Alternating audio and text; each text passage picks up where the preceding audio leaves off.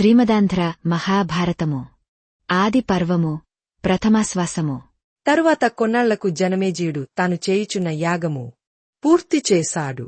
తన రాజధాని హస్తినాపురమునకు పోయి సుఖంగా ఉన్నాడు. ఇంతలో జనమేజయునికి సరమ మాటలు గుర్తుకు వచ్చాయి. చేసిన తప్పుకు శాంతి చేయిద్దాము అనుకున్నాడు. తగిన ఋత్విక్కు కోసం అన్వేషిస్తున్నాడు. ఆ క్రమంలో శృతస్రవసుడు అనే మునిని కలుసుకున్నాడు. అతనికి నమస్కరించి ఇలా అన్నాడు: తమరి కుమారుడు సోమస్రవసుని నాకు పురోహితునిగా పంపండి అని అర్థించాడు. దానికి తండ్రి సమ్మతించాడు. జనమేజయుడు సోమస్రవసుని పురోహితునిగా స్వీకరించాడు. సోమస్రవసుని ఆధ్వర్యంలో అనేక పుణ్యకార్యములు చేశాడు. పైలుడి శిష్యుని పేరు ఉదంకుడు.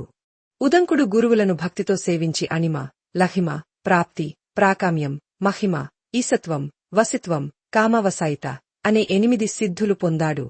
ఒకరోజు గురువుగారి భార్య ఉదంకుని పౌష్యుడు అనే మహారాజు భార్య వద్దనున్న కుండలములు తీసుకురమని పంపింది.